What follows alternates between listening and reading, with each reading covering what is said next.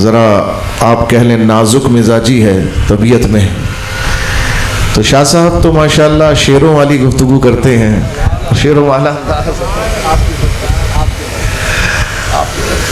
ہمیں تو سن سن کے ہی حیرت ہوتی ہے اور دل سے دعا نکل رہی ہوتی ہے، اللہ تعالیٰ شاہ صاحب کی حفاظت فرمائے، اللہ تعالیٰ ان کو نظر بد سے محفوظ فرمائے۔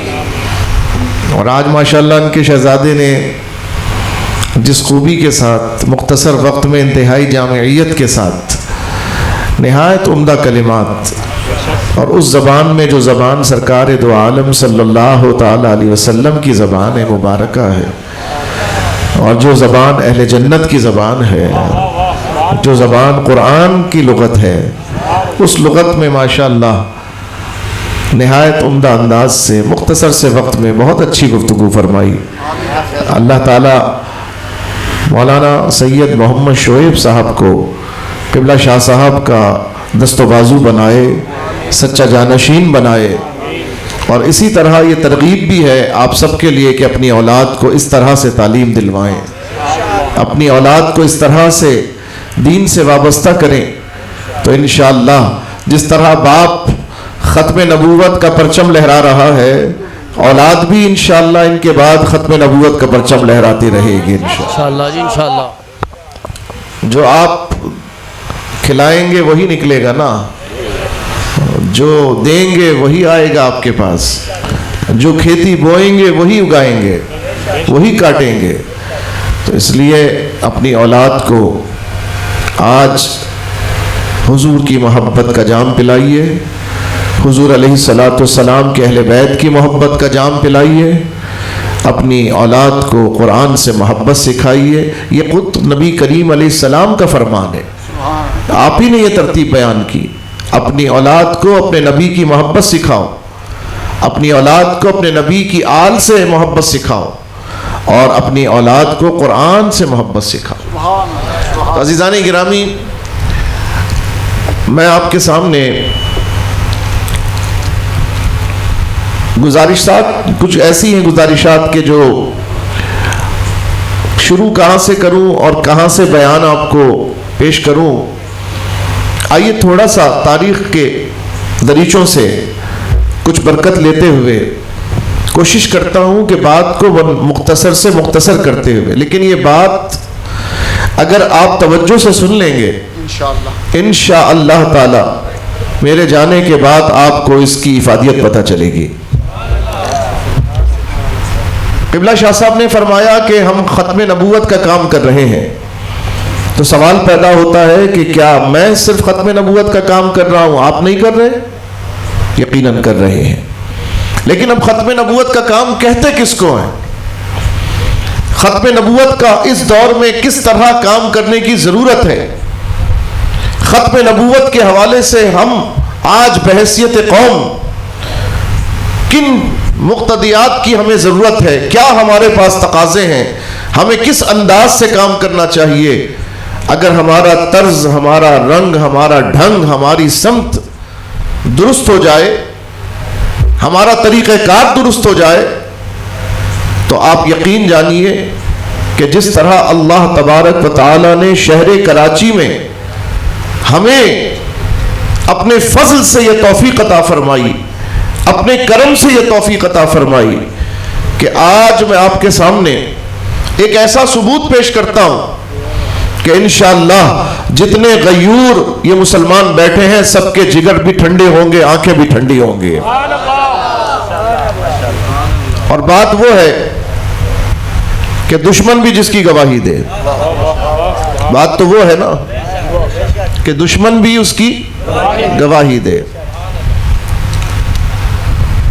ہم نے یہ کام جب شروع کیا آج سے 3 سال پہلے،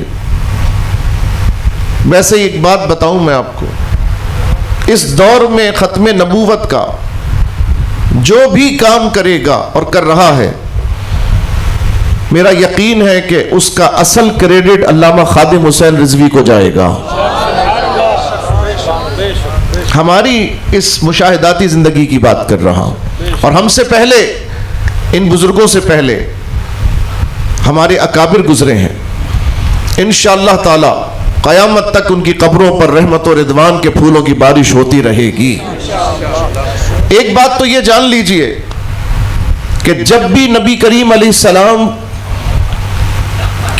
کے اوصاف مبارکہ وصف ختم نبوت ہو کہ ناموس رسالت، جب بھی اس کی حفاظت اور پہرے داری کی بات آئی تو اللہ تعالیٰ نے اپنے محبوب کے سچے غلاموں کو ہی یہ سعادت عطا فرمائی ہے۔ اور یہ طریقہ شروع ہوا جناب صدیق اکبر کے زمانے سے، بلکہ اگر میں تاریخ کے دریچوں کو اور کھولوں تو علماء یہاں کثرت سے موجود ہیں، اور میری گفتگو زیادہ تر ممکن ہے علماء کو فائدہ دے۔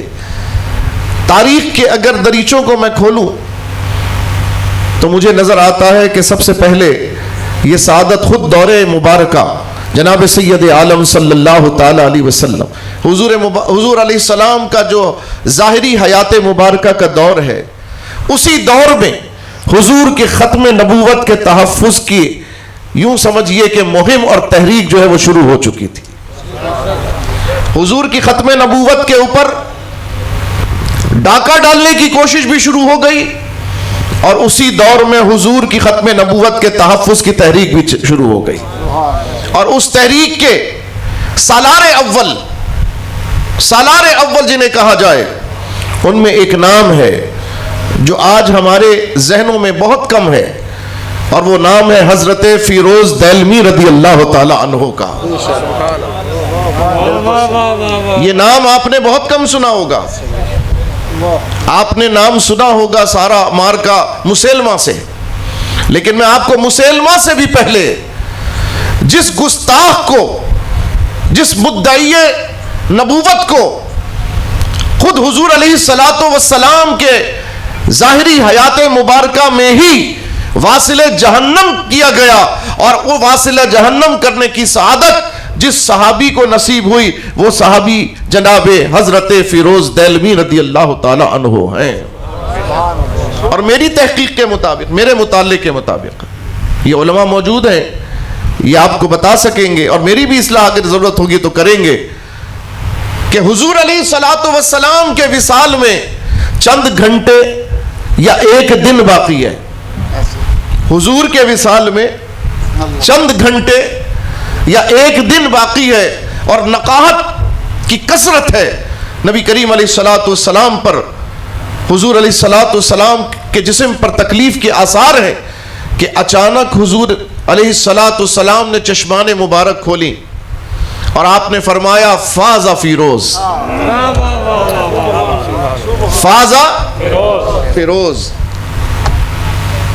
جو حاضر تھے عرض کی حضور کیا ماجرا ہے؟ فرمایا ابھی جبرائیل تشریف لے کر آئے، اور انہوں نے مجھے یہ خوشخبری سنائی ہے کہ یا رسول اللہ صلی اللہ علیہ وسلم، آپ کی وصف ختم نبوت کا جو ڈاکو ہے، اس ڈاکو کو آج آپ کے غلام نے واصل جہنم کر دیا ہے، اور اس غلام کا نام ہے حضرت فیروز دہلوی رضی اللہ تعالی عنہ۔ یعنی یہ جو تحریک ختم نبوت ہے، یہ خود حضور علیہ السلام کی حیات ظاہری سے الحمدللہ شروع ہوئی، اور اللہ کے فضل سے آج تک جاری و ساری ہے۔ اس کے پہلے جو سپہ سالار ہیں یا سالار اول ہیں، ان کا نام میں نے آپ کے سامنے پیش کیا۔ اگر میں بابا جی کی طرح بات کرتا تو بابا جی یاد آتے ہیں، اللہ اللہ، ان کی آہٹ، ان کی خوشبو ہمارے ساتھ چلتی ہے۔ بابا جی یاد آتے ہیں، بابا جی اکثر ایسے موقع کے اوپر مجمع سے پوچھتے بتاؤ جو جواب دے گا اس کو انعام دوں گا۔ کبھی بابا جی گردان سن لیتے تھے، کبھی کسی کی گردان سنتے تھے، پھر فرماتے جو جواب دے گا اس کو پیسے، اس کو انعام دیا جائے گا، اور اسی وقت انعام بھی عطا فرماتے۔ سخی تھے، سبحان اللہ، عطا بھی کرتے تھے۔ تو اگر میں آپ سے پوچھتا اس مجمع سے کہ بتاؤ وہ کون ہے جس نے پہلے یہ جس کے سر کے اوپر یہ تاج رکھا گیا، تو آپ دل پہ ہاتھ رکھ کے بتائیے، اتنی عظیم شخصیت کا نام لینا آسان تھا؟ بہت مشکل تھا، توجہ نہ تھی۔ میں آج انگوٹھی بدل کر آ گیا، ورنہ میں فیروزے کی انگوٹھی پہنتا ہوں۔ صرف اسی نسبت سے جب فیروزہ دیکھوں تو مجھے حضرت فیروز کی یاد آ جائے. لوگ تو پتہ نہیں کس نسبت کو کہاں جوڑ دیتے ہیں. ہم کہتے ہیں وہ جو ہیں وہ ہوتے رہے, ہم تو ختم نبوت کی برکت سے نسبت رکھتے ہیں. اچھا جی, وہ سفر شروع ہوا حضرت فیروز سے رضی اللہ تعالی عنہ, اور اس کے بعد آپ جانتے ہیں کہ یہ سفر آگے بڑھا. پھر صدیق اکبر کے زمانے میں وہ شاندار کارنامہ, حضرت نے فرمایا کہ 1200 سے زیادہ صحابہ کرام شہید ہوئے وہ جنگ یمامہ میں. اللہ کے فضل سے اس سال مجھے ان کے مزار پہ حاضری کی سعادت نصیب ہوئی. سبحان اللہ. اور میں 1300 صحابہ کی قبریں, 1300 صحابہ کی قبریں, اور شاید بقی شریف کے بعد پوری دنیا میں ایک جگہ ایک ہی مقام پر اتنے کثرت سے صحابہ کہیں موجود نہیں. وہ جگہ ریاض شہر کے نواح کے اندر ہے, آج بھی موجود ہے. ان کے مقبرے موجود ہیں, آثار نہیں ہیں, جگہ موجود ہے.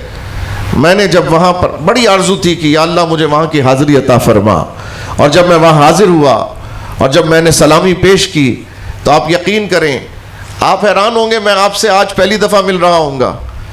پہلی دفعہ ملاقات ہے نا, بہت سے لوگوں سے, کچھ لوگوں سے تو ہے, لیکن آپ سے پہلی, چاہے جن سے تھی وہ بھی, چاہے آپ جن سے نہیں, میں نے آپ سب کا سلام ان کی خدمت میں پیش کیا. آپ کہیں گے کہ آپ کوئی مزے لینے کے لیے بات کر رہے ہیں شاید, نہیں جی. میں نے کہا حضور جتنے آپ کے سچے غلام ہیں جو آپ سے محبت کرتے ہیں دنیا میں جہاں بھی ہیں, میں سب کا سلام آپ کی خدمت میں پیش کرتا ہوں. الحمدللہ یہ سعادت نصیب ہوئی. وہ تحریک چلی اور تحریک چلتے چلتے ایک وقت آیا کہ پاکستان بنا. پاکستان بنا, جب پاکستان بنا تو پاکستان بننے سے پہلے تحریک چلانے کے جو لیڈر تھے وہ تھے محمد علی جناح, وہ تھے ڈاکٹر محمد اقبال. اور یہ وہ دو شخصیات ہیں کہ جن کی تاریخی کردار سے جب ہمیں آگاہی ملی تو ہمیں احساس ہوا کہ یہ تو وہ ہیں جنہوں نے عاشق رسول کا مقدمہ لڑا. یہ تو غازی علم الدین شہید کے وکیل نظر آتے ہیں, یہ تو ان کا مقدمہ لڑنے والے نظر آتے ہیں. مقدمہ ہار گئے, مقدمہ ہرا دیے گئے, انگریز کے قانون کے تحت مقدمہ ہرا دیے گئے. تو دل میں کیا آیا ہوگا, اے اللہ ہمیں ایسا وطن عطا کر, اے اللہ تو ہمیں ایسی حکومت عطا کر کہ جہاں تیرے محبوب کے گستاخ کا سر قلم کیا جائے اور جو سر قلم کرے اس غازی کو تخت پر بٹھایا جائے. بولو دل میں آیا ہوگا کہ نہیں. اب انہوں نے اس وطن کے لیے کوششیں شروع کی جہاں اس شاقان رسول کا بول بالا ہو اور گستاخان رسول کو جرت نہ ہو کہ ان کے نبی کے اوپر وہ کوئی انگلی اٹھانے کی جرت بھی کر سکے. اللہ اللہ محنت کر کے بنایا وطن, اور بنایا بھی کون سا وطن, پاکستان. پاک سر زمین پاکستان بنایا. اب وطن بن گیا تو اب تو سب کے دلوں میں یہ بات آ گئی کہ یہ وہ لوگ ہیں بنانے والے کہ جنہوں نے غازی علم الدین کا مقدمہ لڑا تھا. اب اگر ممکن مثال کے طور پر محمد علی جناح کے سامنے غازی ممتاز قادری یہی کام کر دیتے, مجھے بتاؤ محمد علی جناح کس کا مقدمہ لڑتے ہیں, کس کے ساتھ کھڑے ہوتے؟ اقبال کہاں کھڑے ہوتے؟ ممتاز قادری کے ساتھ کھڑے ہوتے. سبحان اللہ, کیونکہ انہوں نے یہ وطن غازی علم الدین کا مقدمہ بظاہر ہرا دینے کے بعد اس نیت سے یہ وطن حاصل کیا کہ یہاں عاشقان رسول کا بول بالا ہو, یہاں کسی کو نبی کی شان میں گستاخی کی جرت ہی نہ ہو. ارے جرت جب نہیں ہوگی اس شاقان کی حکومت ہوگی. سبحان اللہ, یہ سوچ کے وطن حاصل کیا. مگر میں آپ کو بڑے دکھ سے بتاتا ہوں, یہ باتیں یاد رکھنا میری, بہت وثوق سے کر رہا ہوں, ذمہ داری سے کر رہا ہوں, سب کا حوالہ دینے کا پابند ہوں. کسی کو چاہیے میں دوں گا آپ کو حوالہ. عزیزان گرامی, پاکستان بن گیا, پاکستان بنا, لیکن آپ کو سن کر آج بھی آپ جانتے ہیں کہ اس ملک میں حکومت کس کی ہے. دیکھنے والے کون ہیں, کرنے والے سب جانتے ہیں نا. آگے کون ہے, ان کے پشت پر کون ہے, سب جانتے ہیں نا. پاکستان کے وزیر اعظم کا نام شاید پتا ہو یا نہ پتا ہو, مگر پاکستان کے आर्मी चीफ का नाम पूरी दुनिया को पता होगा। आप जानते हैं ये सब कुछ है इस मुल्क के अंदर, 78 साल से यही हो रहा है। लेकिन आपको सुनकर हैरत होगी कि पाकिस्तान का पहला आर्मी चीफ मुसलमान नहीं था।